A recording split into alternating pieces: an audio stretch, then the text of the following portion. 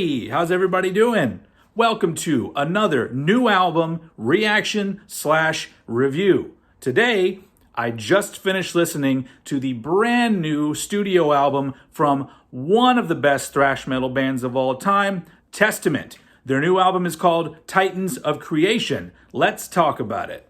So, Titans of Creation is the 13th Testament album and their first since the 2016 album Brotherhood of the Snake.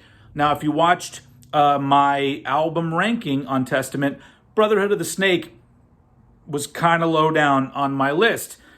Good album, but when it comes to Testament, I didn't think it was great. So, Titans of Creation, well, as soon as it kicks off with Children of the Next Level, this album is already at the next level from Brotherhood of the Snake, if you will. Immediately, you are reminded of how amazing Alex Skolnick and Eric Peterson are as a guitar duo. Right off the bat, they sound amazing. The whole band sounds amazing. It starts off with this sort of heavy galloping beat, and Chuck Billy, his vocals sound urgent and energetic. The whole thing is energetic. All the songs on the album kind of have an epic quality to them. It's kind of like the band is going above and beyond with their songwriting and their performances. They're not just going through the motions to just give you a basic Testament album. There's a lot to unravel in Titans of Creation. And on top of that, the dual guitar solo lead-in on this song is... Next, we get to the song World War III, and the energy and aggression does not let up. Everyone sounds fantastic. Chuck Billy, I think on this album, he stepped up his vocal game quite a bit. He sounds amazing on this album. And on top of that, Steve DiGiorgio on bass and Gene Hoglan on drums. Everybody is in top form. This album at this point is not letting up. Then we get to the third song, Dream Deceiver, which slows the tempo a little bit, but it's just got a fantastic riff that sort of stomps. The whole song just stomps all the way through. And another thing that I really like about this album is pretty much every song, at least once, has a riff that will sneak in somewhere, whether it's a pre-chorus or a middle, but it's something that you go, oh, fuck yeah, and it only plays once. It's like the band had so many ideas that they just had to find places to fit them in these songs. And it doesn't seem out of place. It just seems like you're just getting these grand, epic, in-scope Testament songs. The fourth song is the song Night of the Witch, which most of us heard first when it was released, I don't know, a couple months ago from this album. And that song is fucking great. It's real heavy and driving. And my only small gripe is that the transition into the chorus is a little bit awkward. I almost feel like the double kick drum is not really necessary, but that's a very small little gripe. And it doesn't matter in the end because you're still just yelling along all night. So how can you not? Fucking killer song. And of course, the theremin at the end is a nice touch.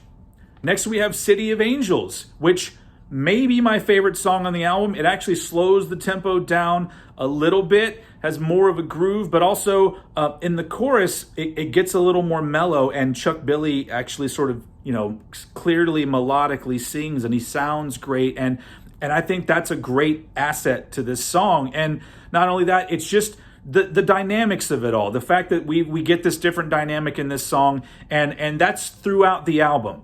You're not getting the same thing twice in a row. I don't know. They're switching things up on you. You're getting a lot of different Testament dynamics throughout this album. And then on this song, the sort of groovy wah riff in the middle is pretty sweet. And the melodic soloing, the sort of dual melodic solo. Yeah. There's a lot of good shit on this album, people. Because you then quickly get to the song Ishtar's Gate, which just starts off with another fucking great riff. There's so many great riffs. This song is fucking killer. Leads us right into the fucking song Symptoms. Holy fuck. I don't even... All